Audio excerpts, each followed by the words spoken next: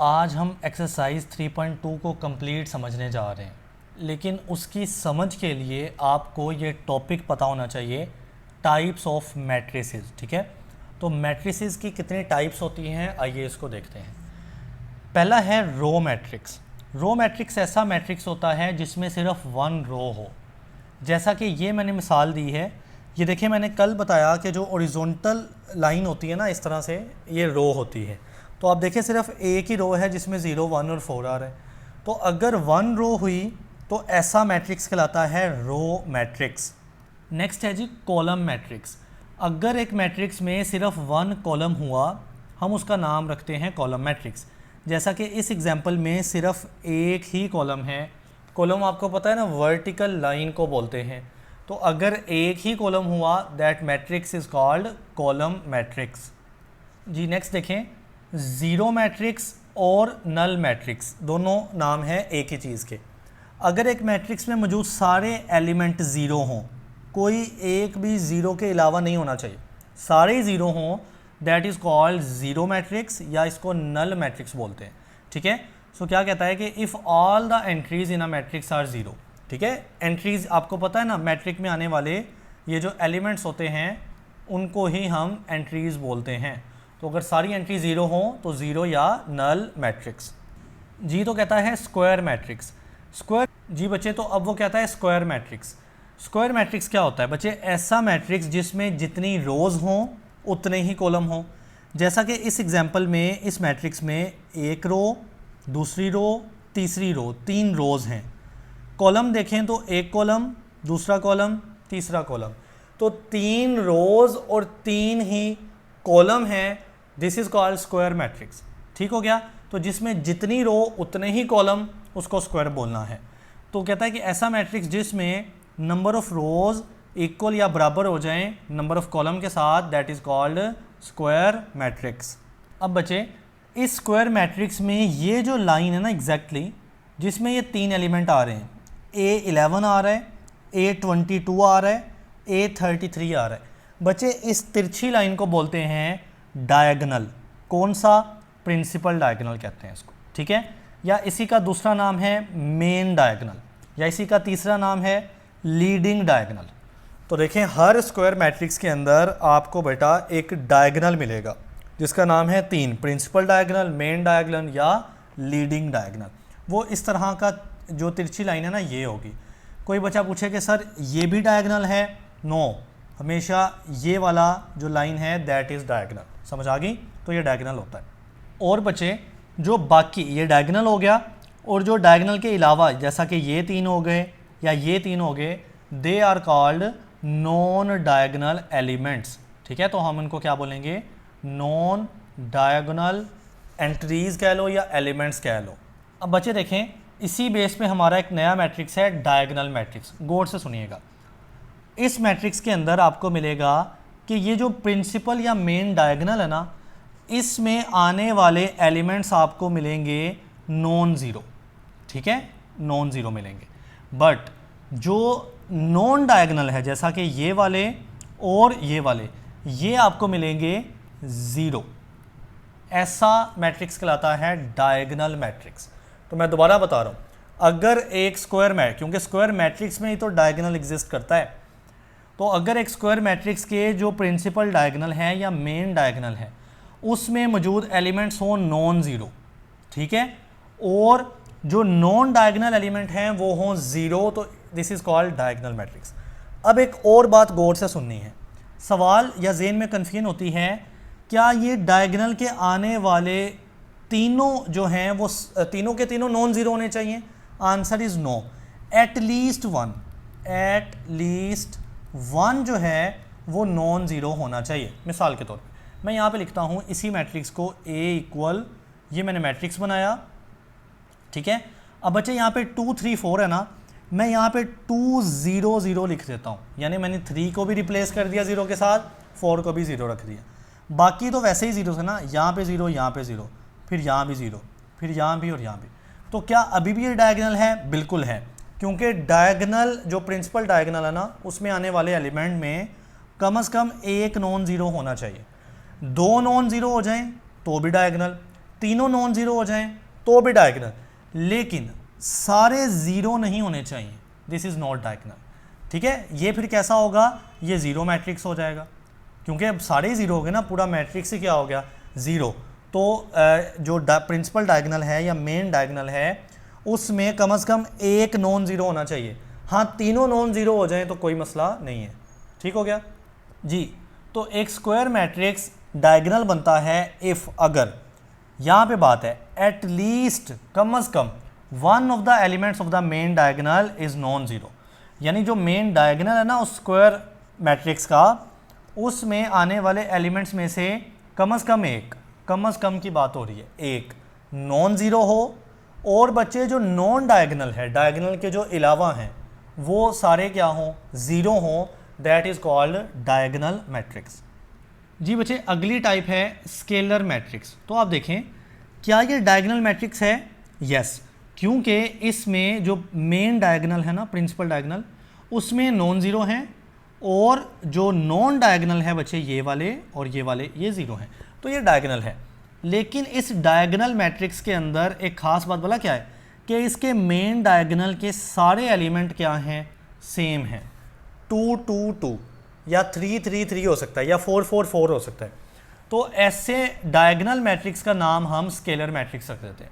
ठीक है, सो कहता है कि डायगोनल मैट्रिक्स ही होता है और हम उसको स्केलर कह देते हैं, लेकिन शर्त है वो ये, all entries in the main diagonal are the same.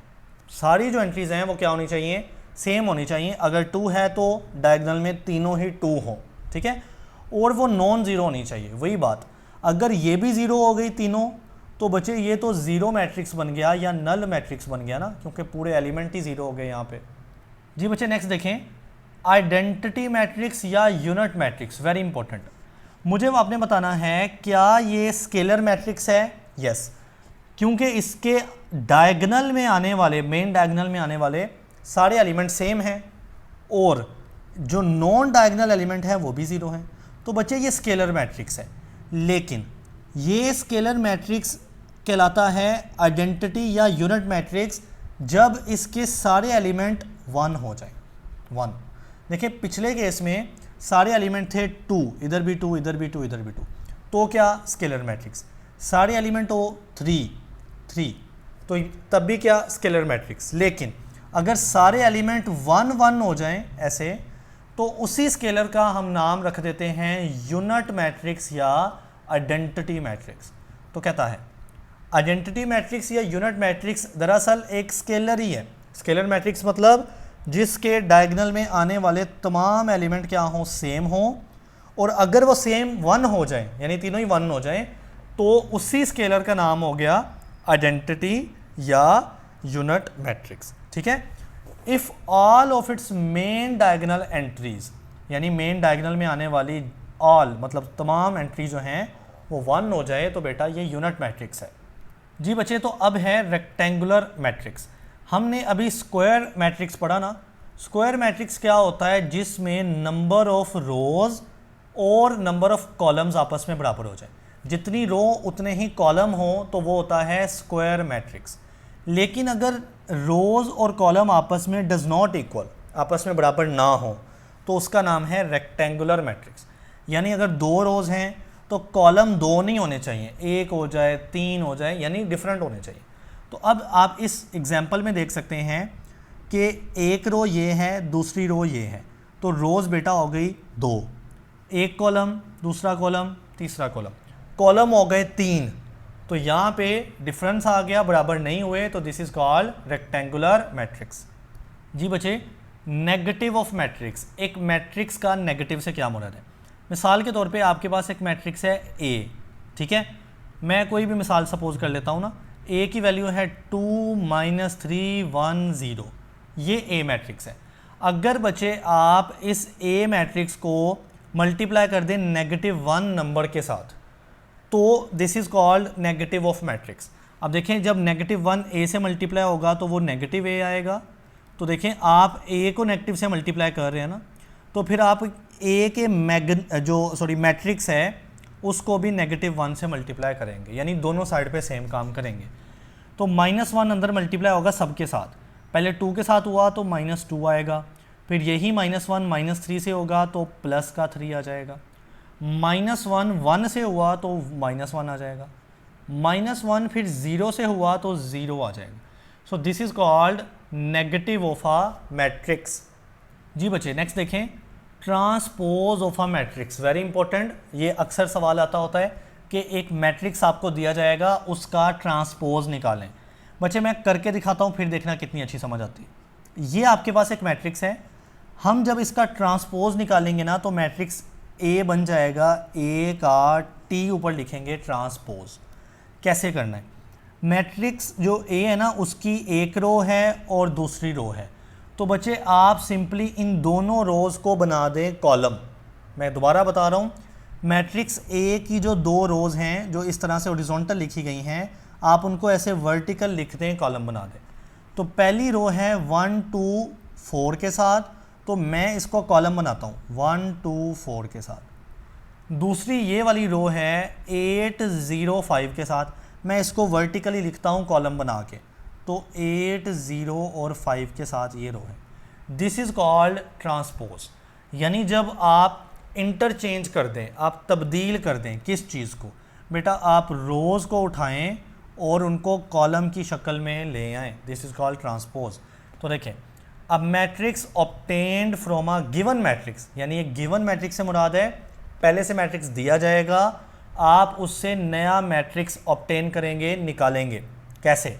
Interchange करेंगे रोज़ को कॉलम के साथ, रोज़ जो पड़ी होंगी उसको उठा के कॉलम बना देना है। This is called transpose of given matrix.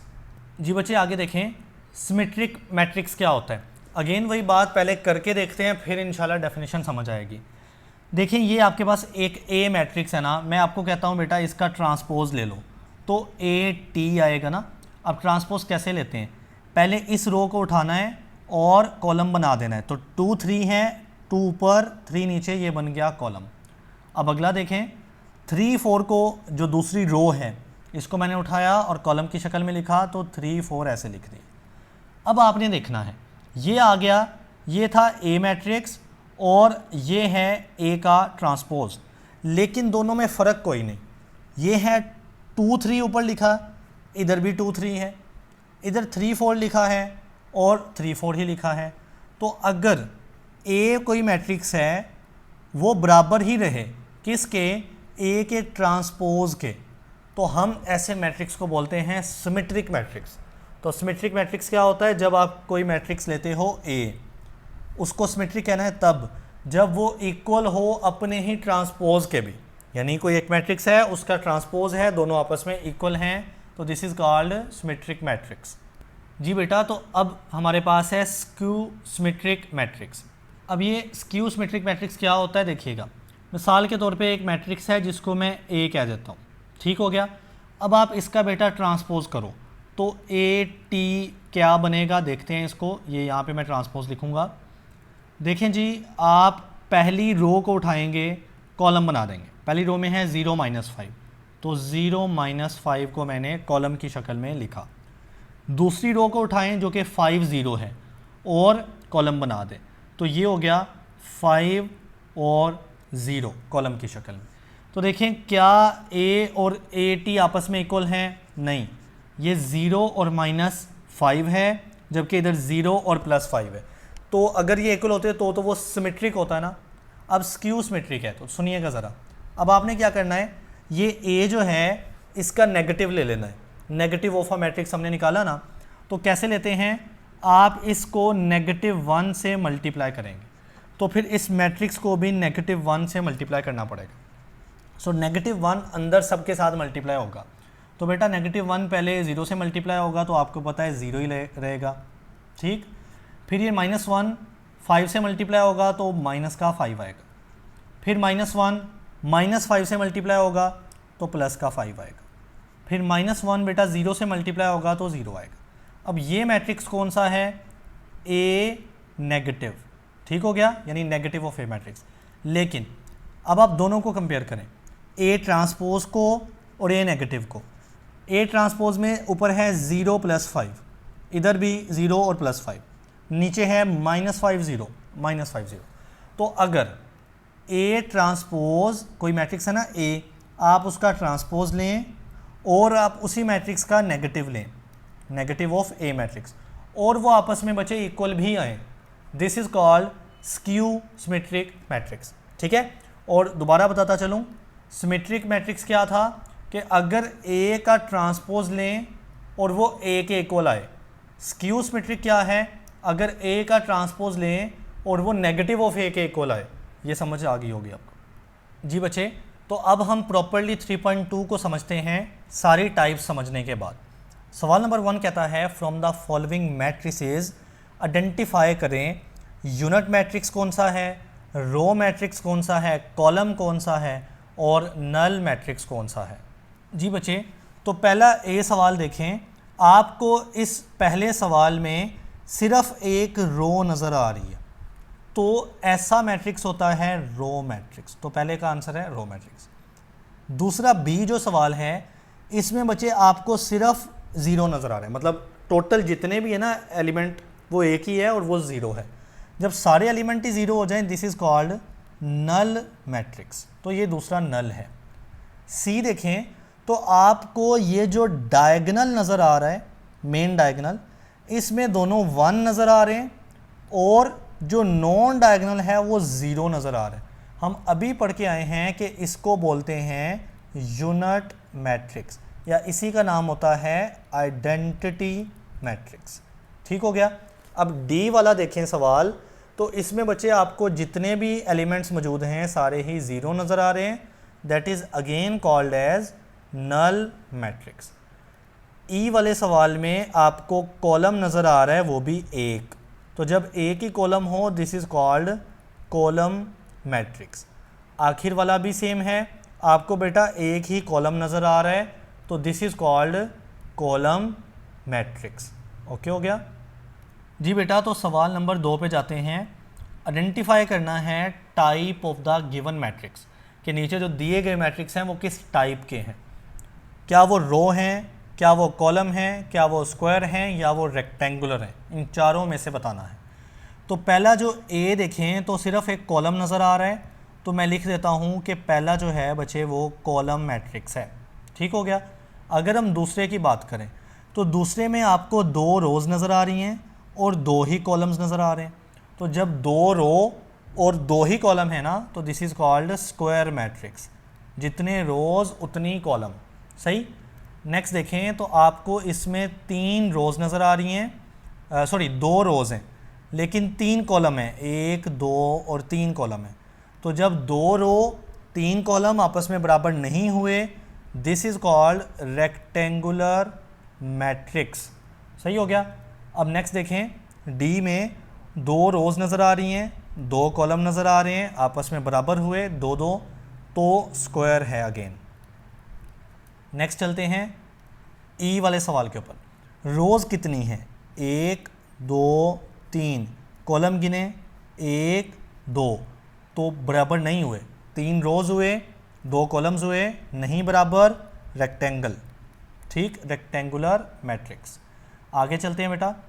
F matrix में एक रो नज़र आ रही है बस, तो जब एक रो नज़र आए that is called row matrix. आगे चलते हैं जी के ऊपर।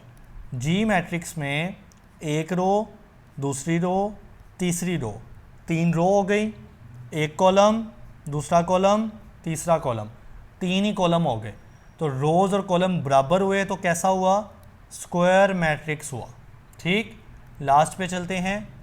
एक रो, दूसरी रो, तीसरी रो, रोज़ कितनी 3, एक कॉलम, दूसरा कॉलम, कॉलम कितने 2, बराबर नहीं हुए, that is called rectangular matrix.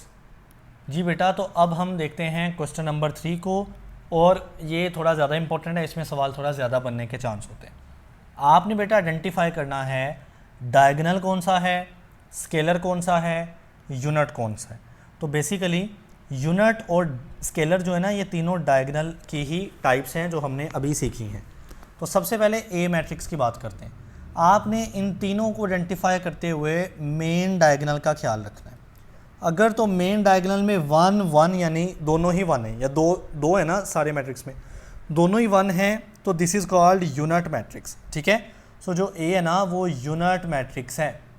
अच्छा बी पे चले जाते हैं। बी के जो डायगोनल में सेम है, देखिए अगर दोनों 1 हैं तो यूनिट, अगर 1 के अलावा सेम है जैसा कि 5 5 हो गया, 2 2 हो गया, 3 3 हो गया, तो दैट इज़ द स्केलर, यानी अगर सेम हुए तो स्केलर है। लेकिन सी पे जाएं, डायगोनल में आपको नहीं सेम नज़र आ रहे, जब नहीं सेम नज़र आ रहे तो वो मैट्रिक्स कौन सा, डायगोनल मैट्रिक्स। ठीक, डी पे चले जाएं, प्रिंसिपल डायगोनल देखें, दोनों एलिमेंट क्या हैं, नहीं सेम, नहीं सेम या डिफरेंट हुए तो डायगोनल मैट्रिक्स हुआ। ठीक, लास्ट पे ई पे चले जाते हैं, तो डायगोनल या प्रिंसिपल डायगोनल में दो आने वाले एलिमेंट क्या हैं, सेम है, सेम है और 1 नहीं होने चाहिए। 1 नहीं है तो बचे स्केलर मैट्रिक्स हुआ। अच्छा 1 होता जैसे यहाँ पे था तो जाहिर है यूनिट हो जाता। जी बेटा, तो अब हम स्टार्ट करते हैं क्वेश्चन 4 को। कहता है कि फाइंड करें transpose of each of the following matrix. नीचे 4 सवाल दिए गए हैं, उन सब का आपने ट्रांसपोज निकाल लेना है। तो देखें, सबसे पहले ए का ट्रांसपोज निकालते हैं, that is called A T. क्या तरीका है, आप इसकी रोज़ को उठाएं, कॉलम बना दें। तो देखें पहली रो में लिखा है 2 और 3, मैं इसको कॉलम की शक्ल में लिखता हूँ, 2 और 3 को नीचे। अब दूसरी बात, इस रो को उठाएं जिसमें 4 5 लिखा है और बना दें इसको कॉलम, तो 4 5 हमने लिख दिया। This is called transpose. ठीक है, तो ए का आ गया ट्रांसपोज। अब हम निकालते हैं बी का ट्रांसपोज, इसको लिखा जाएगा B of T, B T. ठीक है, अब आपने क्या करना है, इसके पहली रो को उठाना है, कॉलम बना देना है। तो पहली रो में सिर्फ 3 लिखा है तो ये कॉलम में 3 लिखा जाएगा।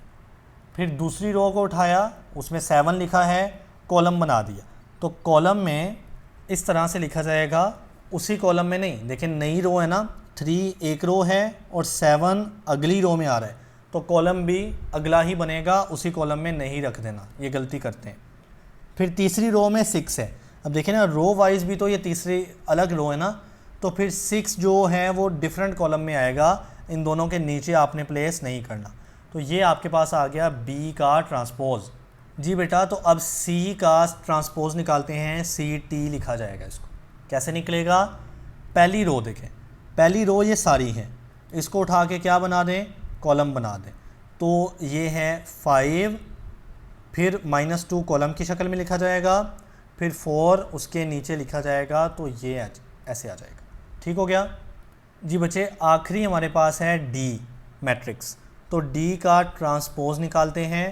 तरीका बड़ा आसान है, आप सबसे पहली रो को पकड़ के कॉलम बनाएंगे, तो वो है 2 5, इसको लिखेंगे 2 5 ऐसे कॉलम की शक्ल में, सही हो गया। फिर अगली रो में लिखा है 3 6, लिखेंगे कॉलम की शक्ल में, तो 3 6 ऐसे लिखा जाएगा। फिर अगला है 4 7 रो की शक्ल में, इसको कॉलम की शक्ल में लेके आओ, तो 4 7 ऐसे लिखा जाएगा। अब ब्रैकेट में बंद करके this is equal to the transpose matrix. जी बेटा, तो सवाल नंबर 5 देखें, कहता है कि find negative of the following matrix. आपको नीचे 3 मैट्रिक्स दिए गए हैं, आपने उनके नेगेटिव निकालने हैं।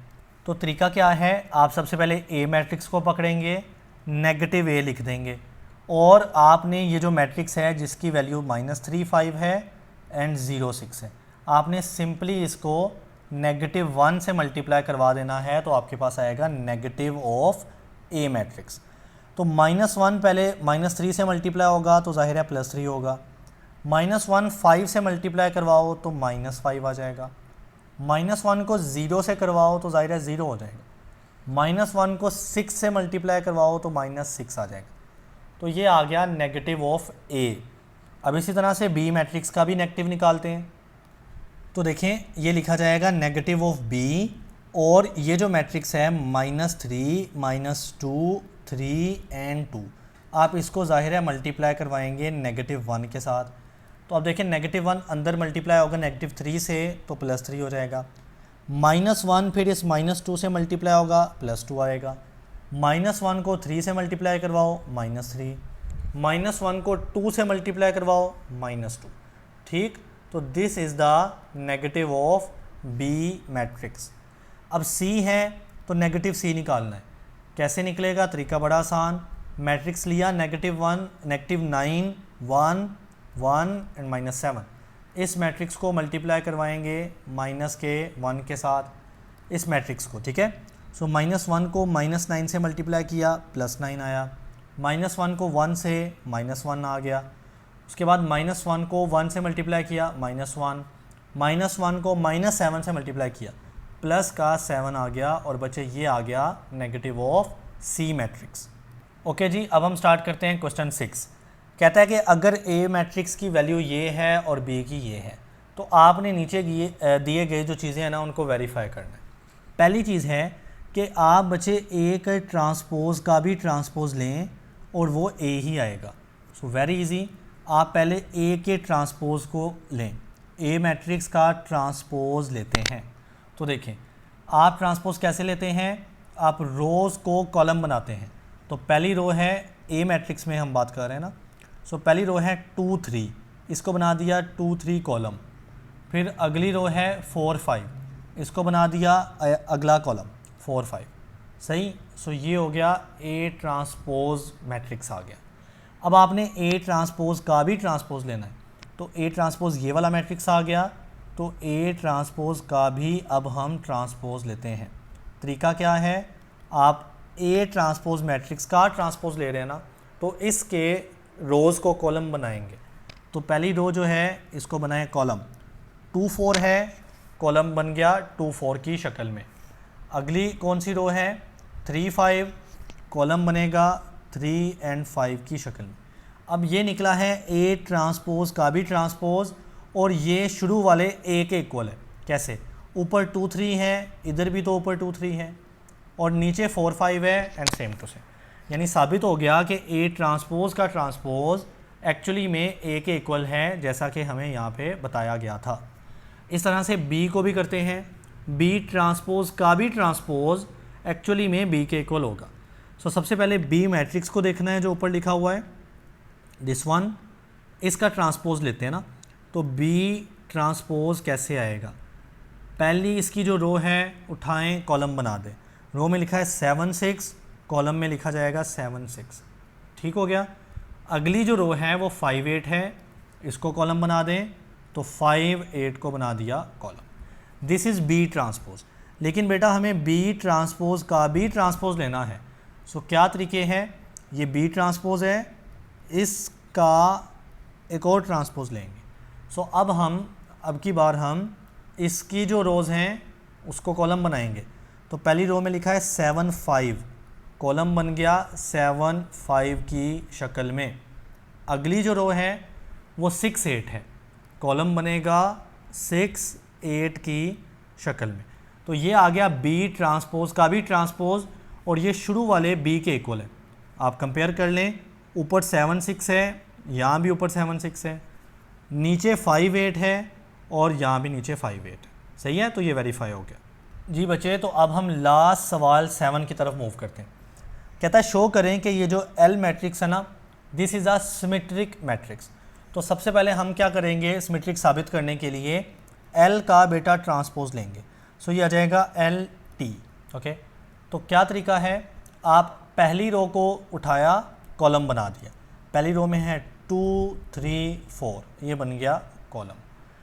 अगली रो है 3, -2, 5, इसको बना दे कॉलम, तो 3, -2, 5 बन गया हमारा कॉलम। अगली रो है 4, 5, 0, कॉलम बन जाएगा 4, 5, 0।